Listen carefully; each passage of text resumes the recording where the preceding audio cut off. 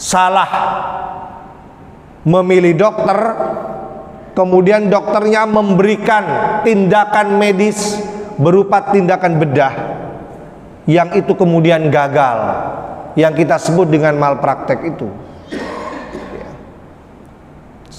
Alhamdulillah kalau masih bisa dilakukan operasi lagi.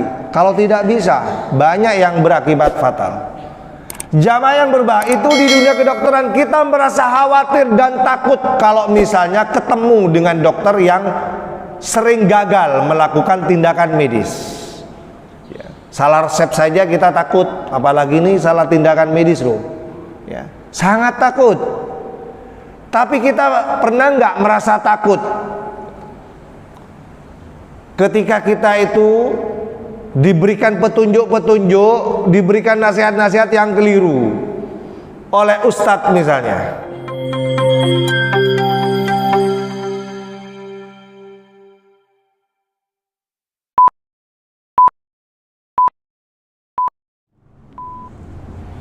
Bismillahirrahmanirrahim. Assalamualaikum warahmatullahi wabarakatuh. Innal hamdalillah nahmaduhu wa nasta'inuhu wa nastaghfiruh wa natubu ilaih. Wa na'udzu billahi min sururi anfusina wa min sayyiati a'malina. May yahdihillahu fala mudhillalah wa may yudlilhu fala hadiyalah. Asyhadu an la ilaha illallah wa asyhadu anna Muhammadan abduhu wa rasuluh, amma ba'd. Jamaah salat subuh Masjid Darussalam yang dimuliakan Allah, puji syukur alhamdulillah marilah kita panjatkan kehadiran Allah Subhanahu wa taala.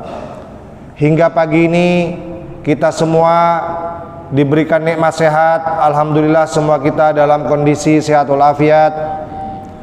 Diberikan nikmat kesempatan, alhamdulillah walaupun kita tidur nyenyak tetapi kita tetap berkesempatan untuk tetap istiqomah melangkahkan kaki ke masjid ini dalam rangka untuk beribadah berjamaah melaksanakan sholat subuh. Kita semua berharap semoga apa yang kita laksanakan pada pagi hari ini diterima oleh Allah sebagai amal ibadah, dan insya Allah akan menjadi salah satu bekal kelak ketika kita menghadap Allah Subhanahu wa taala. Kita juga berharap semoga apa yang kita laksanakan pada pagi hari ini bisa semakin meningkatkan keimanan dan ketakwaan kita kepada Allah Subhanahu wa taala. Jamaah salat subuh yang berbahagia, salawat serta salam marilah kita juga sampaikan kepada junjungan kita Nabi Muhammad SAW, kepada keluarganya, kepada para sahabatnya, dan juga kepada seluruh umatnya yang tetap setia berpegang teguh kepada ajarannya hingga akhir zaman nanti. Jamaah salat subuh yang dimuliakan Allah, Allah itu menciptakan kita semua sebagai manusia terdiri dari dua unsur. Unsur yang pertama adalah unsur jasmani, dan unsur yang kedua adalah unsur rohani. Keduanya sama-sama sangat penting dalam kehidupan kita, sehingga kita harus benar-benar memperhatikan keduanya.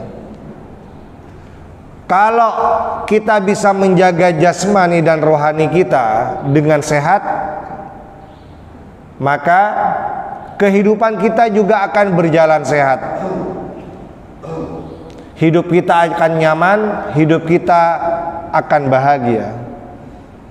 Sebaliknya, jika salah satu saja dari dua unsur itu ada yang sakit, maka hidup kita terasa kurang nyaman, kurang bahagia. Misalnya, kita tidak bisa menjaga jasmani kita sehingga kita sakit. Nggak usah yang berat-berat, sakit gigi saja misalnya ya, sakit gigi yang kecil itu gimana rasanya? Sakit gigi, salah satu organ kita yang kecil sekali, sakit. Gimana rasanya hidup kita? Walaupun rohani kita sehat, ingin beribadah, ingin selalu sholat jamaah di sini, tetapi karena ada satu organ kecil dalam jasmani kita sakit, maka kita kurang nyaman untuk beribadah. Sakit gigi itu walaupun kecil tapi cukup mengganggu. Kata orang Madura bisa posang gitu itu. Duduk nggak enak, tidur juga nyut-nyutan, nggak enak. Mau berkegiatan apa saja termasuk beribadah terasa kurang enak. Padahal hanya satu bagian kecil dari organ jasmani kita yang sakit itu. Apalagi dua-duanya sakit. Sudah jasmaninya sakit, ruhaninya juga sakit. Bagaimana kita bisa hidup nyaman? Bagaimana kita bisa hidup bahagia? Jamaah yang berbahagia, oleh karena itu sekali lagi menjadi sangat penting kita semua menjaga dua unsur itu supaya tetap sehat. Siapa yang bisa menjaga itu, Ustaz? Diri kita sendiri yang bisa menjaga bagaimana kedua unsur yang kita miliki itu sama-sama sehat. Alhamdulillah Allah menakdirkan dalam kehidupan kita ada orang yang bisa membantu kita untuk menjaga kesehatan jasmani kita, untuk menjaga kesehatan rohani kita. Ada dokter yang setiap saat bisa kita mintai bantuan untuk menjaga kesehatan kita. Ada kiai, ada ustadz yang juga bisa dimintai bantuan seandainya kita mengalami sakit rohani. Keduanya hadir dalam kehidupan kita. Apa bedanya dokter dengan kiai, dengan ustadz? Apa bedanya Bapak sekalian? Sama atau beda? Sama, ada samanya karena sama-sama menjaga kesehatan manusia. Bedanya di mana? Kalau dokter bisa kita minta bantu untuk menjaga kesehatan jasmani kita, sementara kalau kiai atau ustadz bisa kita minta untuk menjaga ruhani kita, kesehatan rohani kita. Lebih penting mana ustadz? Dokter atau kiai? Bagaimana Bapak sekalian? Lebih penting mana? Sama-sama penting. Keduanya ditakdirkan Allah hidup bersama kita agar bersama kita juga menjaga kesehatan jasmani, menjaga kesehatan rohani. Keduanya sama-sama penting. Tetapi walaupun kita mengatakan sama-sama penting, tetapi faktanya kita kadang-kadang tidak proporsional menjaga. Tidak proporsional menjaga kesehatan jasmani kita dan juga kesehatan rohani kita. Apa buktinya Ustaz? Paling tidak ada dua bukti ya. Tidak usah banyak-banyak, waktunya terbatas ya. Ada dua bukti yang bisa kita kaji pada pagi hari ini yang menunjukkan bahwa kita itu ternyata tidak secara proporsional ya, menjaga kesehatan jasmani kita, menjaga kesehatan rohani kita. Dalam waktu yang sangat singkat kita evaluasi diri kita, apakah benar kita itu tidak proporsional menjaga keduanya itu. Jamaah sholat subuh yang berbahagia, yang pertama, kenapa ya, Kalau dokter itu ya, kita sangat selektif untuk memilihnya. Sangat selektif. Misalnya kita mengalami sakit jasmani, seperti misalnya tadi saya sebutkan sakit gigi, ya, posang. Kepada siapa kita harus minta bantu? Sudah cari obat ke apotek, enggak sembuh-sembuh. Sembuh sebentar, habis itu kambuh lagi. Maka pikiran kita akan mencari dokter, dan tidak sembarang dokter. Karena cari dokter umum sama, sembuh sebentar, setelah itu kambuh lagi. Maka kemudian kita cari dokter terbaik, dokter spesialis, dokter gigi. Ya kan? Saya kira setiap kita pernah mengalami itu, ya, ketika kita harus menjaga kesehatan jasmani kita yang terganggu itu, kita mencari dokter terbaik. Apalagi sering kambuh, apalagi stadiumnya misalnya sudah tinggi. Ya, kalau tadi sakit gigi, kita cari spesialis dokter gigi. Ya. Kalau stadiumnya tinggi seperti penyakit dalam, misalnya kanker, stadium 4. Nah, coba kalau sudah dapat informasi kena kanker stadium 4, saya yakin kita itu akan berpikir, apa ada dokter spesialis di Sumeneb yang bisa menyembuhkan jasmani kita? Mungkin di antara kita banyak yang menganggap tidak ada yang cocok sudah dokter Sumeneb ini. Akhirnya kita ke Surabaya, sudah stadium 4. Pikiran sudah nggak karuan, sudah negatif. Dalam hal untuk menyembuhkan jasmani kita, kita begitu sangat selektif kalau urusan dokter. Tidak tanggung-tanggung, apalagi orang Madura, sapasrah, iya kan? Nggak ada yang cocok dokter, langsung ke Surabaya karena sudah stadium 4. Contoh lain, kalau di Sumeneb ini biasanya dokter spesialis yang paling ramai itu kalau dokter anak, spesialis kandungan. Lihat antriannya, jauh-jauh hari sudah ngambil nomor, iya kan? Ngambil nomor. Walaupun kita tahu mungkin ada beberapa orang yang spesialis dokter anak dan dokter kandungan, ya.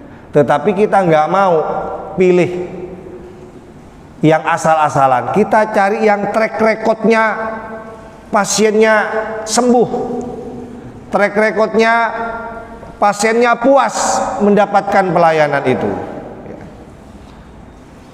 Benar enggak? Ya, coba tanya siapa yang pernah menjadi pasien dokter spesialis yang saya sebutkan itu. Antri, kita rela antri berjam-jam bahkan berhari-hari dapat nomor itu. Ya. Ini bukti bahwa kita begitu sangat selektif kalau urusan menjaga kesehatan jasmani. Dokternya harus dokter terbaik, dokter spesialis, bukan asal dokter. Jamaah yang berbahagia, tetapi bagaimana kalau misalnya yang sakit itu rohani kita? Rohani kita sakit.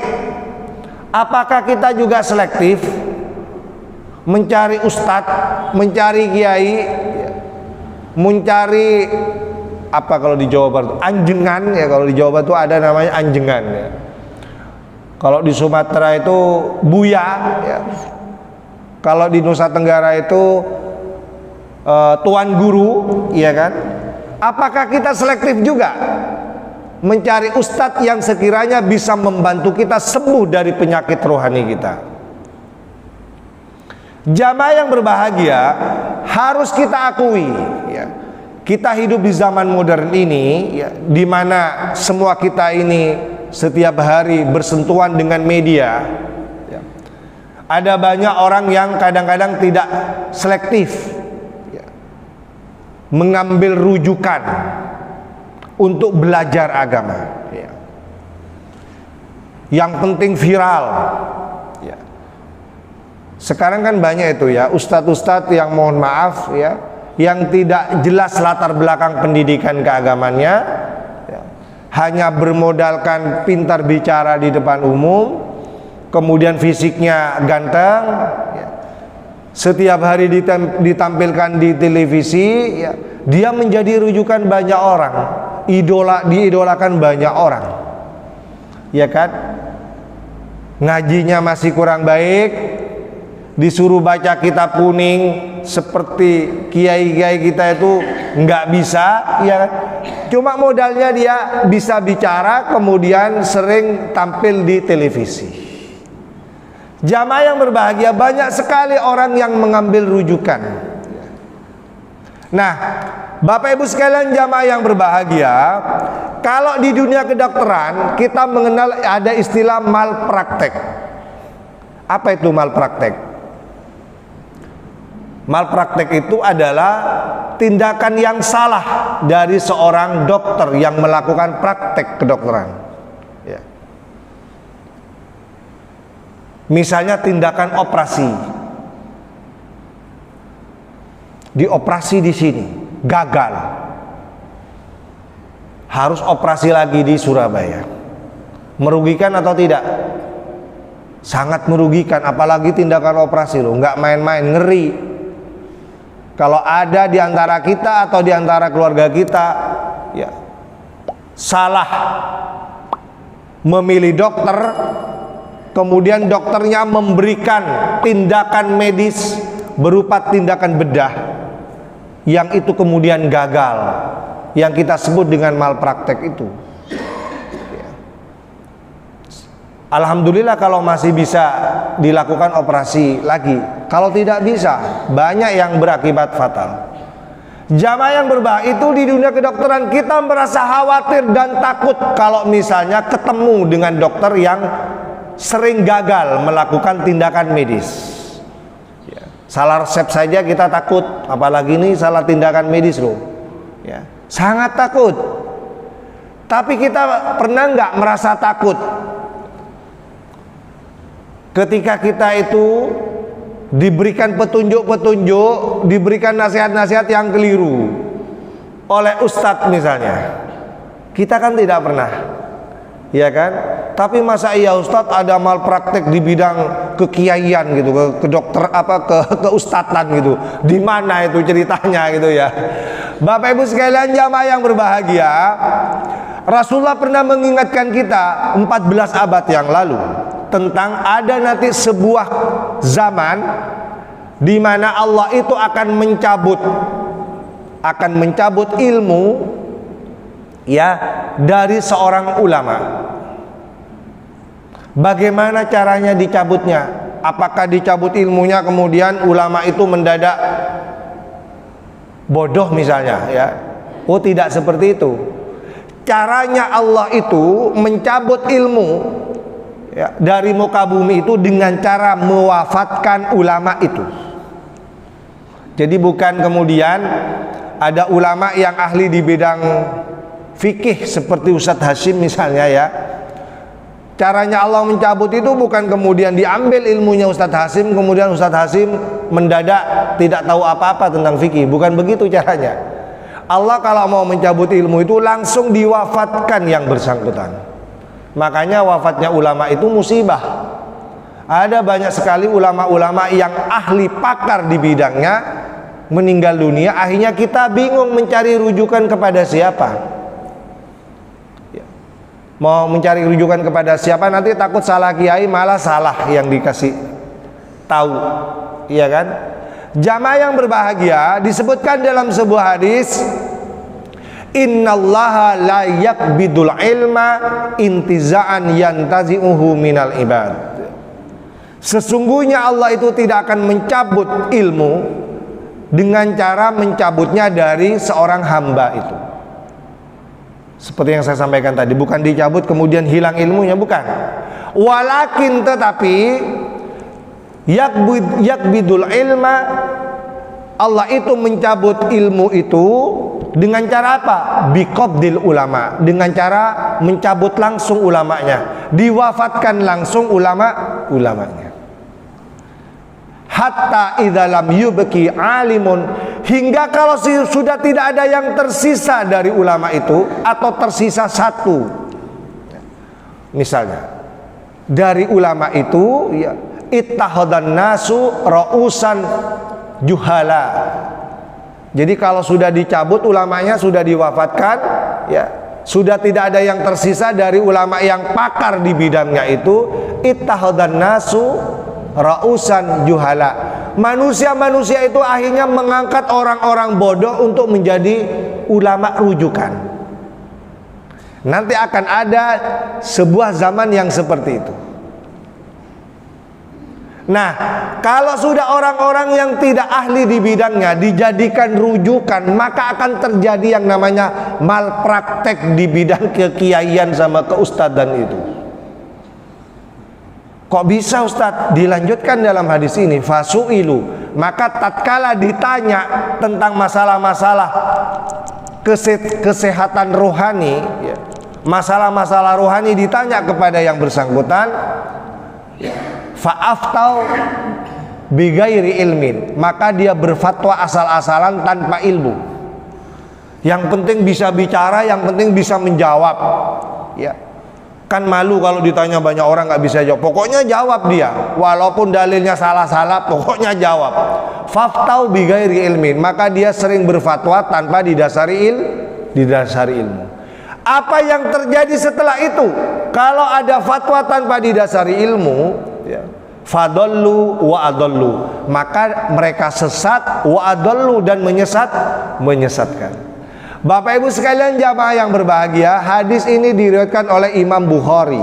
Hadisnya sahih, ya. Nanti akan ada zaman yang seperti itu, di mana banyak para ulama sudah meninggal dunia, kemudian manusia itu mengambil rujukan kepada orang bodoh, orang yang tidak punya ilmu.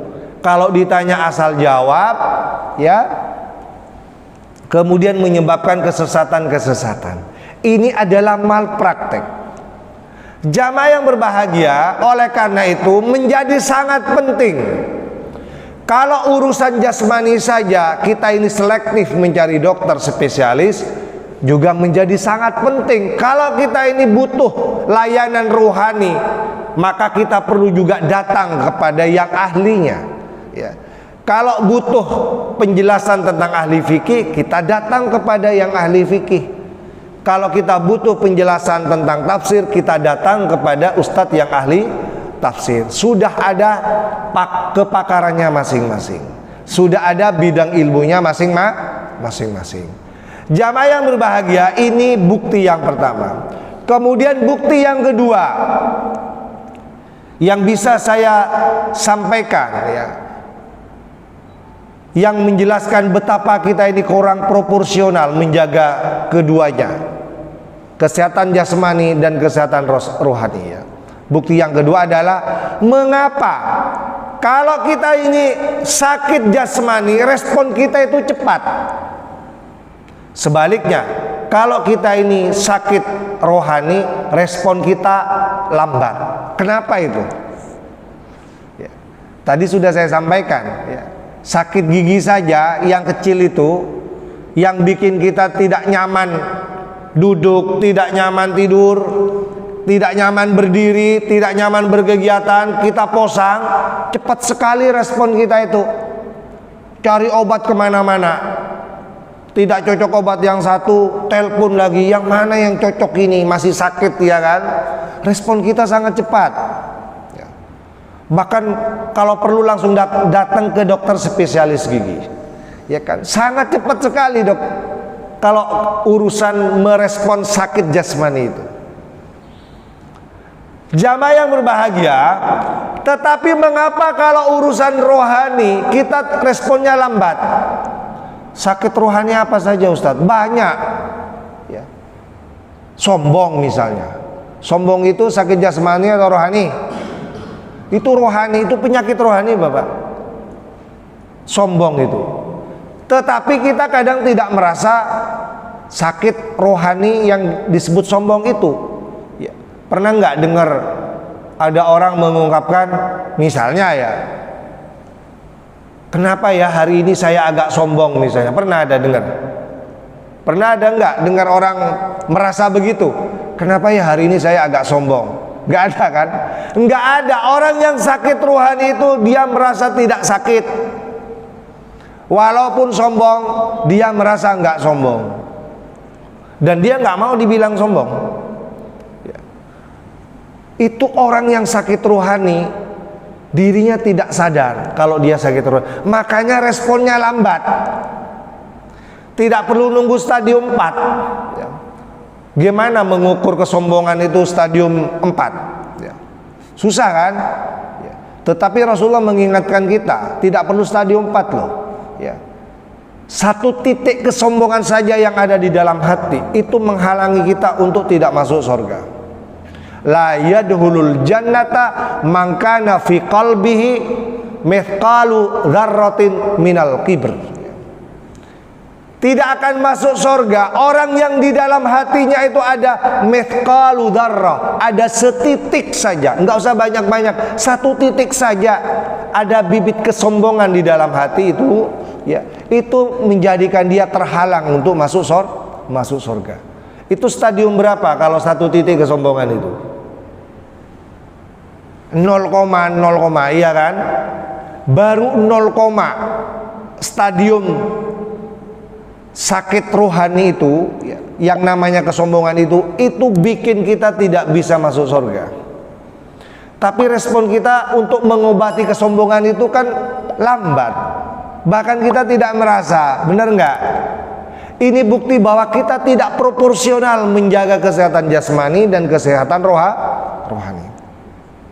Jamaah yang berbahagia, ya, di dalam surah Al-Mudaththir, Allah mengingatkan kepada kita tentang siapa saja yang masuk neraka.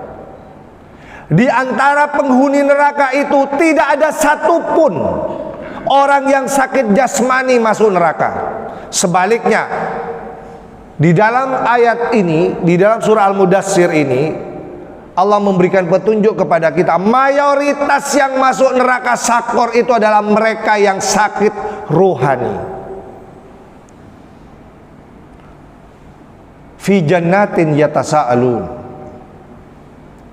Di sorga itu mereka saling bertanya, berdiskusi.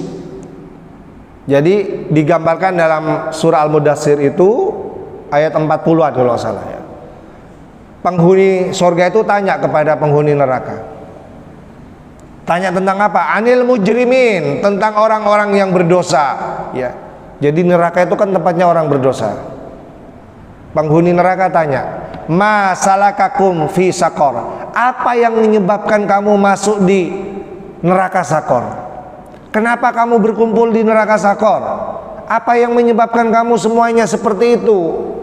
Qalu, para penghuni neraka sakor itu menjawab, lam naku minal musallin. Kami dulu waktu di dunia itu termasuk orang-orang yang tidak sholat, malas sholat. Pertanyaannya, orang tidak sholat, orang yang malas sholat, itu sakit jasmani atau rohani, Bapak sekalian? Itu sakit rohani, Pak. Orang tidak sholat atau malas sholat, kadang kalau mood sholat, kalau nggak mood nggak sholat, itu penyakit rohani. Tapi kenapa respon kita lambat, tidak cepat sadar kalau kita itu malas sholat? Itu yang menyebabkan para penghuni neraka sakor itu berkumpul di situ. Mau nggak kita berkumpul bersama mereka nanti di neraka sakor, gara-gara ya kita tidak sembuhkan penyakit rohani berupa malas sholat itu. Kemudian yang kedua, apa jawaban mereka? Lam naku nut'imul miskin. Kami masuk neraka itu karena kami waktu di dunia itu, kami itu abai, tidak mau memberikan makanan kepada orang-orang yang miskin. Walaupun diberi rezeki yang cukup cukup untuk keluarganya, cukup untuk dirinya, bahkan lebihnya banyak dia enggan untuk membantu orang lain, tidak bermanfaat untuk lingkungannya, malas bersedekah, malas berinfak. Itu yang menyebabkan kami masuk neraka Sakor. Pertanyaannya adalah orang pelit. Ini orang pelit kan? Orang pelit itu, ini penyakit jasmani atau rohani Bapak sekalian? Ini penyakit rohani. Bukan penyakit jasmani yang kumpul di neraka itu, penyakit rohani.